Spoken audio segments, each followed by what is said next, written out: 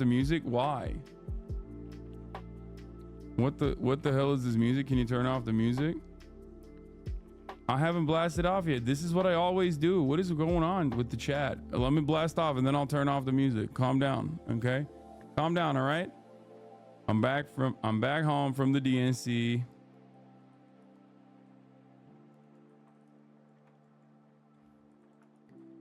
Got booted. It's due to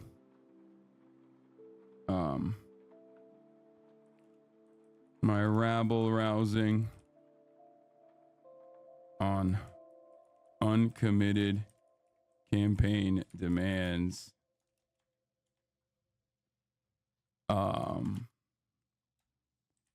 Kamala Harris pivots to center right on final day speech.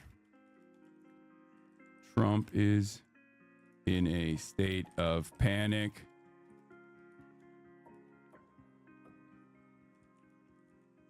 Thoughts on the future of the campaign and more. Get in now. RFK dropout delayed again. Wait, what? What did he say?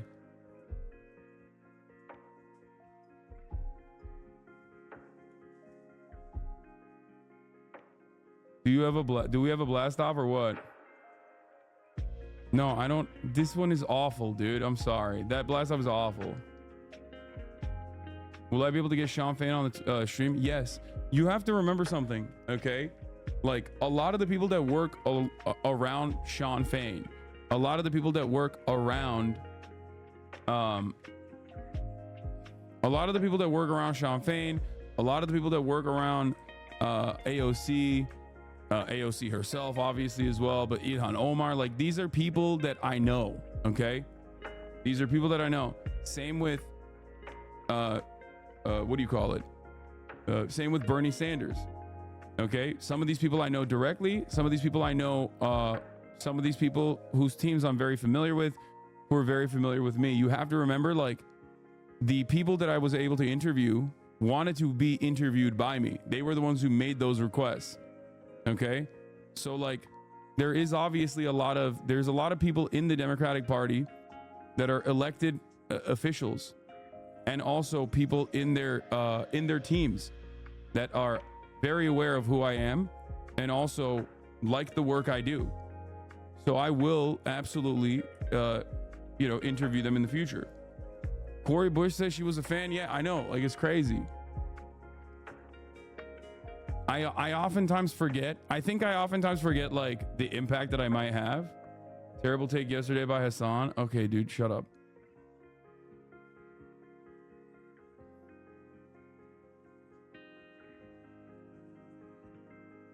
I oftentimes forget, like, the who's watching, you know what I mean? Which is good, because then I can be silly and not restrain myself in any capacity, right?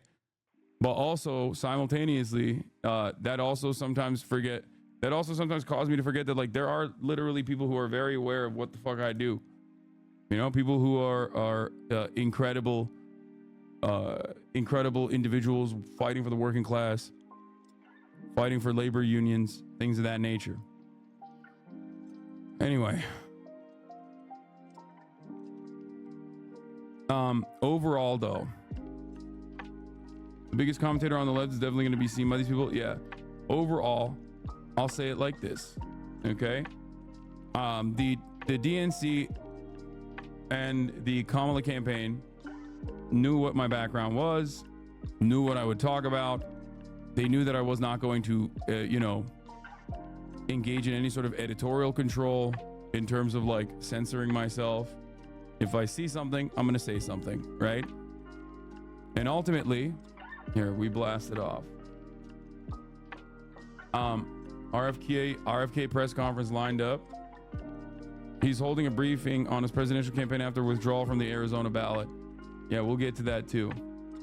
Some people are saying they're voting for Jill Stein now. That's hilarious. I mean, do what you want to do, chat. I won't stop you, but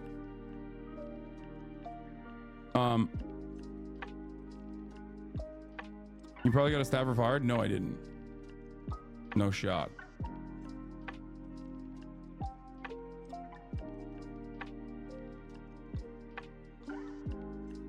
You ain't never getting in again. Honestly, after all that bullshit, it might just be down ballot vote for me. No, I'm not. I don't even agree with that. Because next time I'll just go as press.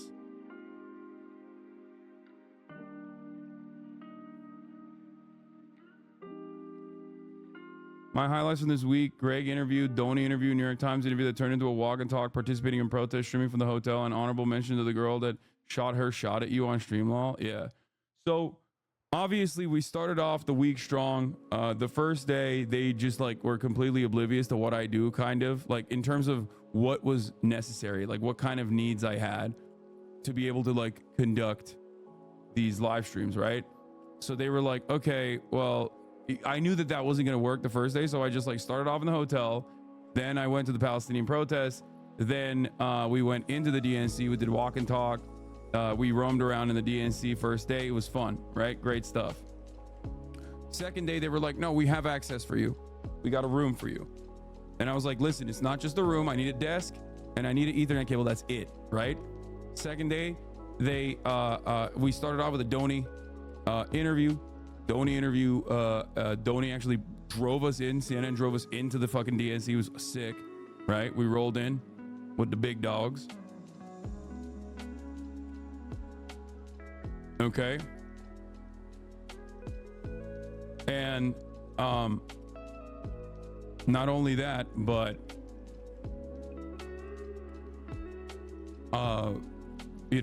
we set the shit up.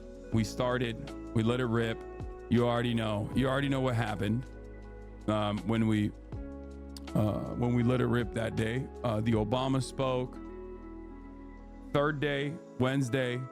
Third day of the DNC, I had to leave early, and literally as I was leaving early, they had an even nicer area for me, as you guys know. Okay, there was an even nicer area that they had set up right behind the fucking stage. It was crazy. Same area, same space that I have like for CNN. Now the entire time I'm telling them, by the way, like it's okay if I don't have space. I'll just stream from the hotel. If I have interviews or whatever, I'll come over to the DNC. I'll conduct my interviews and I'll fuck off. I'll go back to my hotel, right? If I want to do my desktop stream. So they were like, no.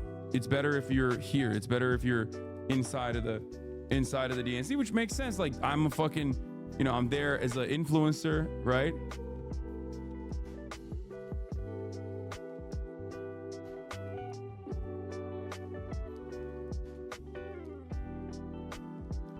So they wanted me to be there.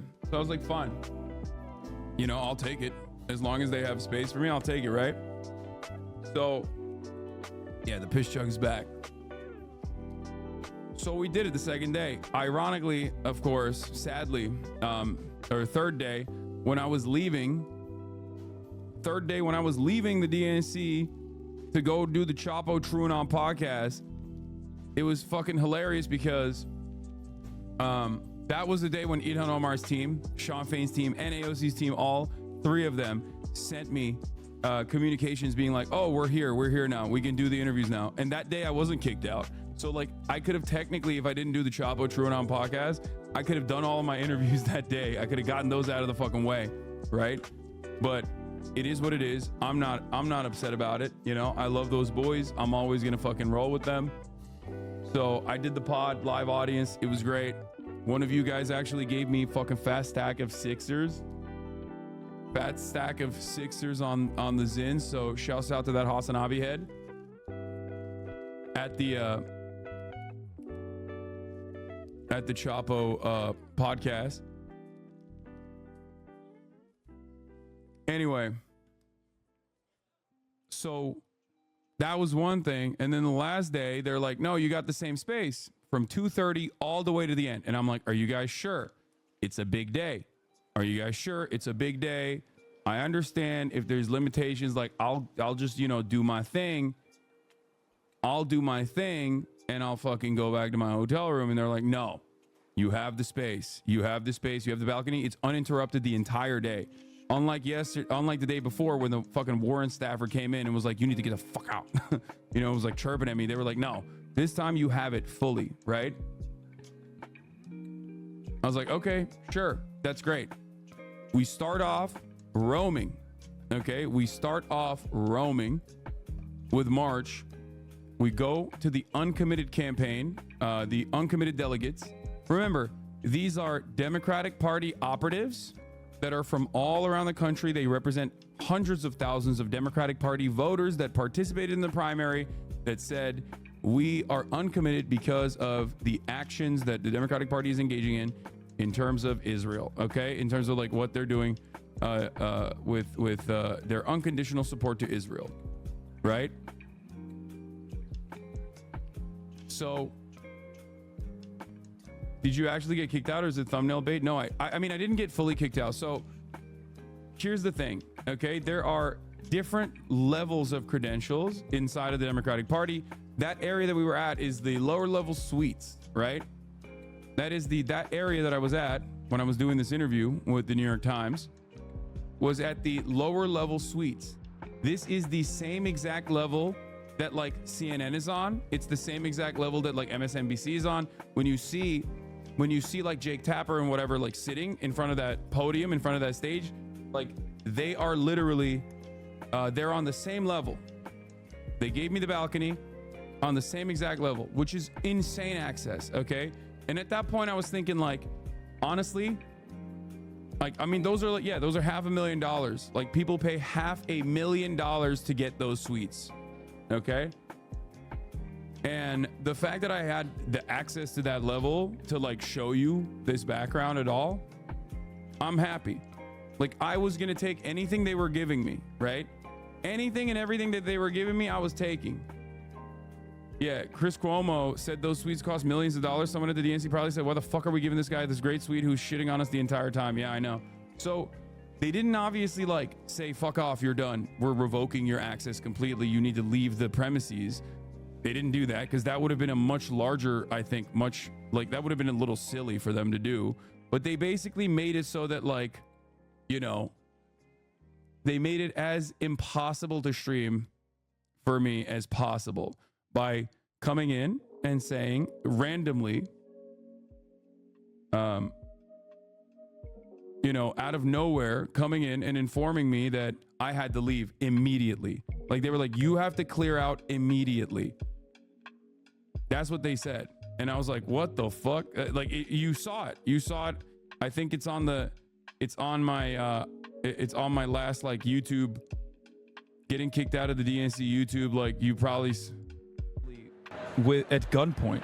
There's no fighting back. If they say, when someone says you got to leave this area and like move to a different area, do you know how many secrets are permanently space? We're fine for now in this. We're not fine for now. We're like literally like we're permanently done here, bro. That's so whack.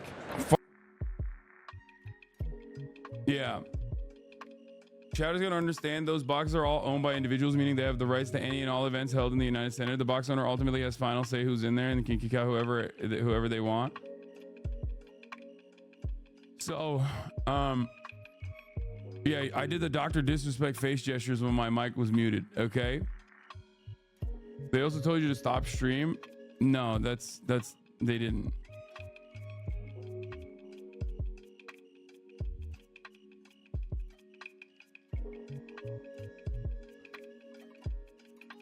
Sounds like someone gave you that space without permission. No, dude, what are you talking about? You have no, just stop speculating, okay? Stop speculating. I'm telling you exactly what happened. I don't know why you're like, it's not enough for me. I don't know why you're like, I know you know better than I do. You were literally there. You have access to so much more information on this process than I do. Stop speculating. I'm telling you exactly what happened. Okay? I'm telling you exactly what happened. I don't know why the fuck you guys are like trying to make up your own goddamn stories. Okay? This is what happened. That morning, I interviewed the uncommitted delegates. Okay? These are Democratic Party operatives themselves, people that have fought against Republicans in their own states, people that have people that have positions within the Democratic Party. These aren't like, you know, anarchists. These aren't like the protesters outside. These are people who work within the confines of the Democratic Party. These are Democratic Party delegates. That's why there wasn't so many people outside in the protest, because they're not letting everybody in. They're obviously not letting anyone in, as a matter of fact. Okay. So like they had a Palestinian American. They had multiple Palestinian Americans that had speeches that were pre-vetted and pre-scripted, as always, that would endorse Kamala Harris at the end of that speech, as a matter of fact. That was those are the conditions, right? And they had put forward these speakers, and the Democratic Party was not playing ball with them at all, which was kind of fucked up. Not even kind of fucked up. It's really fucked up, because this is a very reasonable demand. It's a reasonable demand. It's a moral demand. It's a just demand. It's electorally positive for the Democrats to like show that they're a big tent that also features, you know, Palestinian voices as well. These are American voters, right? These are American Palestinian voters and their friends. These are Arab voters and Muslim voters in key states. Okay. So obviously, I find it ridiculous that they would not, they just wouldn't do anything about that, right? Like they wouldn't let that happen. The UAW was pressuring, donors were pressuring the Democratic Party. Okay. A lot of pressure was happening for, on the last day to have, to have a Palestinian American speak. They had fucking Border Patrol guys on. They had, you know, like anti-choice Republicans on. They had other Republicans on. They had a bunch of fucking Republicans on. Like, it's crazy.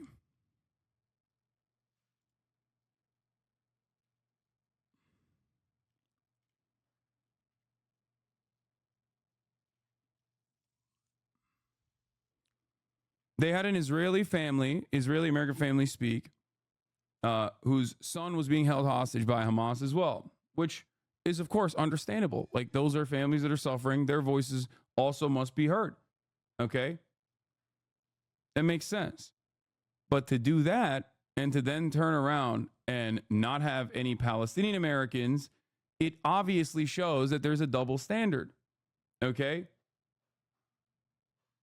And now you have like UAW and other unions also applying pressure as well. And I think they should apply more pressure, as a matter of fact, regardless of the fact that like Joe Biden was very pro labor union and, you know, walked the picket line. Like, it's great that he did that, but I think that there's no other way. There's no other way to get the Democratic Party to fucking meet these demands. Pressure from all vectors need to happen in order to get the Democratic to move on this issue, to get the Kamala Harris campaign to move on this issue, right? So, I said last night, the attitude from the Dems cannot be, or 2 nights ago, cannot be that these people are simply spoiling the fun. Their demands are moral, reasonable, and just. Forcing Israel to commit to a ceasefire through measures beyond tough talk will also be electorally beneficial to the Democratic Party. So it's a win-win-win-win-win-win-win-win, okay? It's a win-win-win. Everybody with eyes can understand it. Everybody with a fucking brain can see what's going on. Unless you're completely in a fucking bubble. Unless you're completely in a bubble, you look at the situation and you're like, why the fuck wouldn't these guys speak? What are you talking about? Right?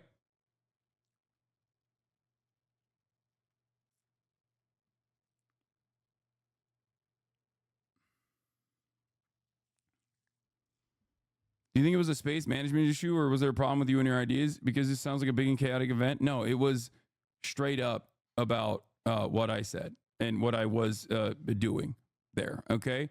UAW posted this as well, which gave many others courage to also come out and speak. If we want the war in Gaza to end, we can't put our heads in the sand or ignore the voice of the Palestinian Americans in the Democratic Party. If we want peace, if we want a real democracy, if we want to win this election, the Democratic Party must allow a Palestinian American speaker to be heard from the DNC station tonight. This is like this is literally the lowest hanging fruit. Okay. Like, this is a gimme for the Democratic Party to even present themselves as though they are pro-Palestinian, as though they recognize the humanity of Palestinian Americans. Like, that's it, right? That's it. That's all they are doing. That's all they're fucking doing at this point. That's all they're asking for. Families of the Israeli hostages joined the demand that Palestinians should not be barred from the DNC stage. Both groups demanding ceasefire and a deal to return the captives. Okay? Mehdi Hasan also then reported on other reporters being briefed that the DNC accepted the Dem state rep Ruva for Georgia, who is a Palestinian American Georgia state representative, who is, who had a speech that was ready to go. That they lied. The DNC lied and said basically, oh, it was actually the uncommitted movement that turned her down, which I think is fucking ridiculous because obviously,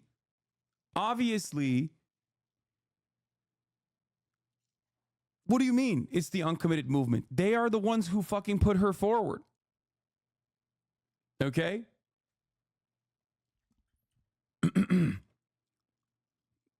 It's a lie being told, I assume, by DNC spinners now on the defensive. Uncommitted are the ones who pitched her, and there's still time for the DNC to put Ruva for Georgia on stage tonight for 2 minutes. If they have time and space for a former Republican congressman and for Israeli members of a hostage, they have time and space for an elected Palestinian Democratic lawmaker. Anything else is straight up racism and erasure. The DNC is strenuously denying that they put out any such false claims. So whichever Dem is saying this bullshit the report is about uncommitted isn't even speaking on behalf of the party, it seems. But the bigger question is, why didn't the DNC accept Ruva for Georgia as a speaker tonight? Okay. To which I, of course, quote tweeted, why does the DNC have one speed? This is identical to how Israel does Hasbara Lamal. And I think literally right after I posted this tweet, like maybe 30 minutes after, is when I got booted.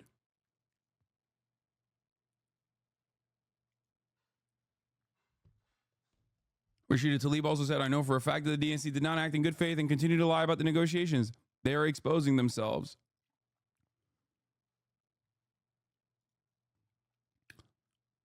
So yeah, I ate the boot right after that tweet. Okay. And remember, they came in. It was less than half an hour. Yeah, it was very close to after this tweet. I don't know the exact timestamp. But so we'd love for you to share that and talk to you a little.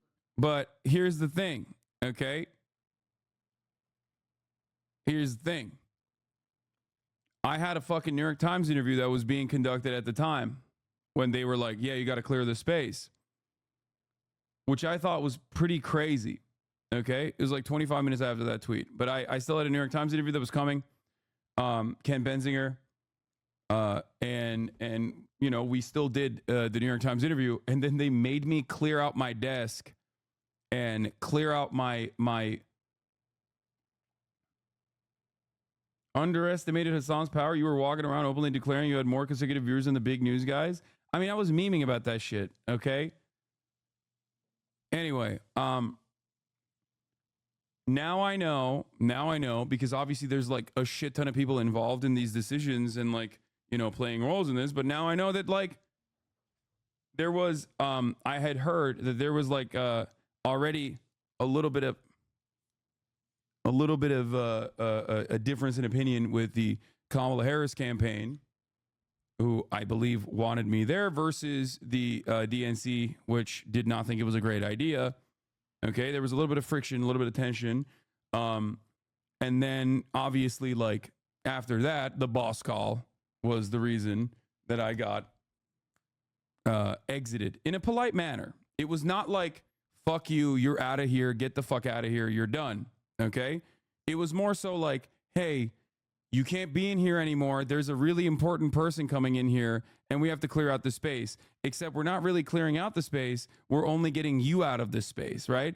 And when I asked, like, is there another place that I can go to? I have these interviews lined up. I have the Ilhan Omar interview. I have the AOC interview. I have the Sean Fain interview. Like, I set all this stuff up with the full knowledge that you guys gave me, that like with the confidence that you gave me that I have this space where I can do these private interviews, like conduct these private interviews. They said, no, you don't have any other place that we can put you to. Okay.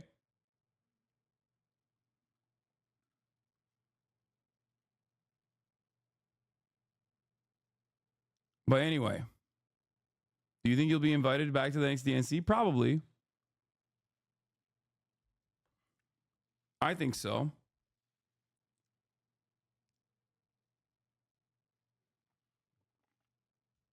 It was not very polite. They were pretty fucking curt, law. I mean, they used the language of politeness, but these, yeah. Would you do the DNC coverage from the inside again if you knew in advance the uncommitted movement would not be allowed to speak? Yes, I would. What do you mean? Of course I would. And next time the DNC happens in 2028, I will still go. Like, I'll probably even have a better slot this time around as well.